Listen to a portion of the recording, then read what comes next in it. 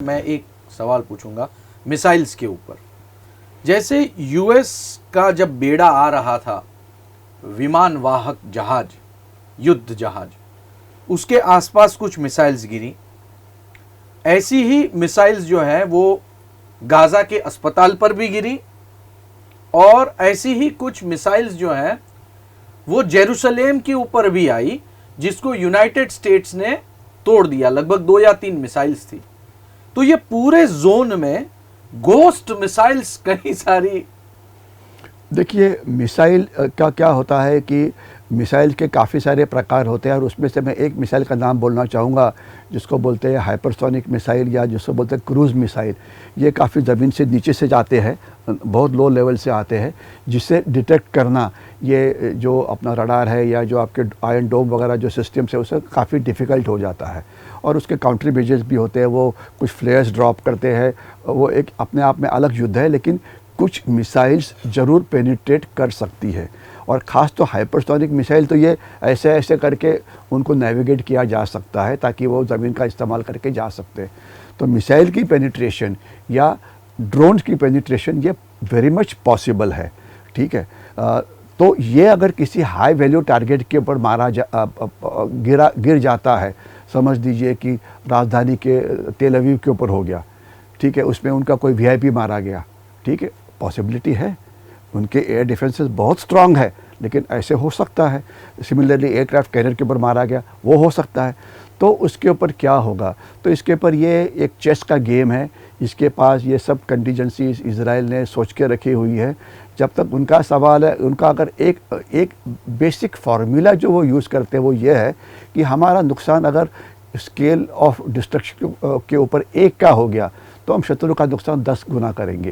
ये उनका एक बेसिक पॉलिसी है, बेसिक फिलॉसफी है, तो वो करेंगे। कंटीजेंसी कुछ भी हो, अगर हमारा, मैंने बोलना नहीं है कि हमारा वीआईपी मारा गया तो उनका कौन सा वीआईपी मारना है, ये इस पे मैं ज़्यादा डिटेल में नहीं जानना चाहूँगा क्योंकि वो बात सही नहीं है। बट वो उनके प्लान है। कर पाएंगे कि नहीं? ज़रूर कर पाएंगे। आपको पता होना चाहिए कि म्यूनिक ओलंपिक में जो मारे गए थे, जो दहशतवादी अंदर आए थे, उनको over a period of 15 years मारा हुआ है। हाँ, जिसकी हम अभी बात कर रहे थे। 15 साल उनके पीछे लगे हुए वो, तो मारे जाएंगे। तो वो तो एक अलग बात है। लेकिन यूएसए के ऊपर होगा तो यूएसए की रिएक्शन क्या होगी? वो फिर इकोनॉमिक ब्लॉकेड होगा कि और कुछ होगा? ये बात थोड़ी इसमें है, लेकिन वो थोड़ी कॉम्प्लिकेटेड सिचुएशन है। और इसमें अभी जैसे हम हमेशा बोलते हैं कि पहले जैसा ये युद्ध रहा नहीं है कि ब्लैक एंड वाइट, अभी काफ़ी ग्रे जोन वॉरफेयर चलता है। जैसे आप ने बोला कि मिसाइल फायर किसने किया? इजराइल ने किया, या हमास ने किया, या ईरान ने किया, या किसी डिसग्रंटल वाले ने किया? ये अभी तक क्लियर कट नहीं है। और वॉर में हमेशा truth is the first casualty, तो उसके असेसमेंट अभी तो करना मुश्किल है।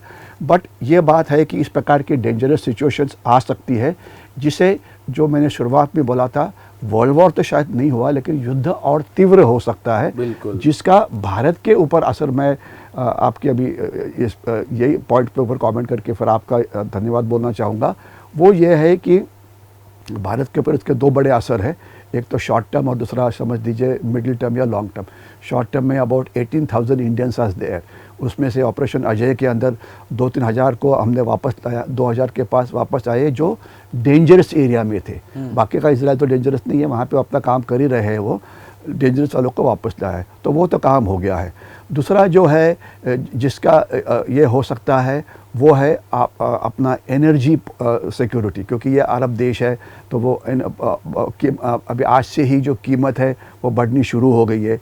अर्थात हम एक बहुत बड़ा देश है, हमारे पास अलग अलग सोर्सेस है, हमारे पास हमारे स्ट्रैटेजिक रिजर्व है, यानी कि इससे जो अलग अलग हादसे सामने आएंगे, इसके ऊपर कंट्रोल करने के अंदर हमारे काफ़ी काबिलियत है।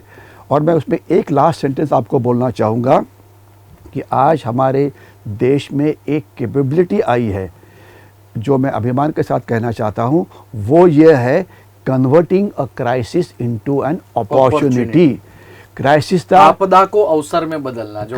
क्राइसिस था यूक्रेन वॉर। फ़ायदा क्या हुआ? बड़े सस्ते से आप तेल ले रहे हो यार, जहाँ जहाँ घूमते रहते हो आप लोग, ठीक है, इतना सस्ता तेल कहीं नहीं मिल रहा है।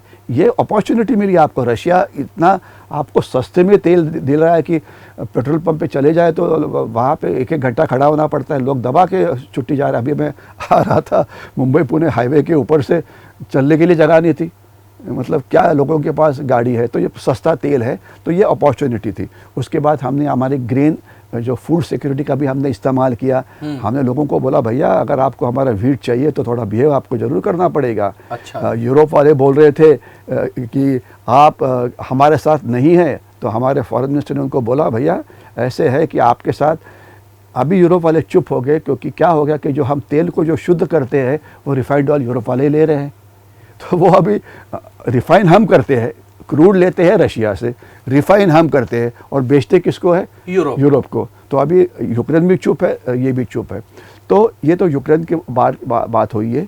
एक माना जाता है और कि जो कुछ चीज़ें आ रही थी अंदर से कि ये लड़ाई काफ़ी देर चलेगी और रशिया जो इजराइल है उनका जो जीडीपी, उनकी जो इकोनॉमी है उसमें टेक्नोलॉजी सेक्टर का हिस्सा बहुत बड़ा है, क्योंकि छोटा देश है तो टेक्नोलॉजी सेक्टर का हिस्सा बहुत बड़ा है और उसमें उनका नुकसान होने वाला है, क्योंकि इजराइल के सभी लोग अभी लड़ाई के लिए चले गए हैं, तो जो फैक्ट्रीज़ है वो कौन चलाएगा? तो एक ये माना जाता है कि उसमें से काफ़ी सारी टेक्नोलॉजीज़ भारत में शिफ्ट हो सकती है। इस प्रकार की खबर आ रही है, शायद उसे ज़्यादा मतलब जोर से बोला नहीं जाएगा क्योंकि कारण ये है, लेकिन क्योंकि बोलना भी नहीं चाहिए, क्योंकि ठीक है, मुझे लगता है कि हमें ये सारा फ़ायदा मिलेगा, क्योंकि जो उनकी टेक्नोलॉजी बंद नहीं हो सकती। अगर उनकी समझ लीजिए लैपटॉप इतने बन रहे थे, मोबाइल फ़ोन इतने बन रहे थे, जो भी इलेक्ट्रॉनिक ये बन रही थी, तो वो वहाँ बनाने के बदले वो इंडिया में बना सकते हैं। बिल्कुल, जैसे एप्पल ने किया, स्टोर खोलना है तो सबसे पहले आप यहाँ पे उसका असेंबलिंग शुरू। तो ये एक बहुत बड़ा फ़ायदा हो सकता है, शायद हो रहा है, लेकिन ये चीज़ें आने वाले दिनों 2-3 महीने के बाद या 4 महीने के बाद हम इसके ऊपर ज़्यादा बातचीत कर सकेंगे। जी ठीक है, बहुत बहुत धन्यवाद, आपने इस शो में बात की। तो दोस्तों, इजराइल और हमास के बीच जो लड़ाई चल रही है उसके कई सारे पहलू हैं। पहलू इतने ज़्यादा हैं कि सारे एपिसोड्स पर एक साथ बात करना बिल्कुल पॉसिबल नहीं है, इसलिए हमने इस पूरी सीरीज को अलग अलग टुकड़ों में बांट दिया। लेकिन जैसे जैसे ये युद्ध आगे बढ़ेगा, इस युद्ध की जो स्ट्रेटजीज हैं, उसके जो इफेक्ट्स हैं, उस पर हम नए एपिसोड्स बनाते रहेंगे, आपके सामने लाते रहेंगे और पल पल की खबरें आप हमारी वेबसाइट्स जो है उसे विजिट करके आप पा सकते हैं। ब्रिगेडियर साहब, आप हमारे स्टूडियो में आए, हमारे साथ डिटेल में बात की और ये सारी जानकारी दी, आपका बहुत बहुत धन्यवाद। दोस्तों, अगर ये एपिसोड आपको पसंद आया हो तो वीडियो को लाइक कीजिए, वीडियो के कमेंट सेक्शन में कमेंट कीजिए, अपने दोस्तों के साथ में ये वीडियो ज़रूर शेयर कीजिए और YouTube चैनल को सब्सक्राइब करें, बेल बटन दबाना ना भूलें। बहुत बहुत धन्यवाद।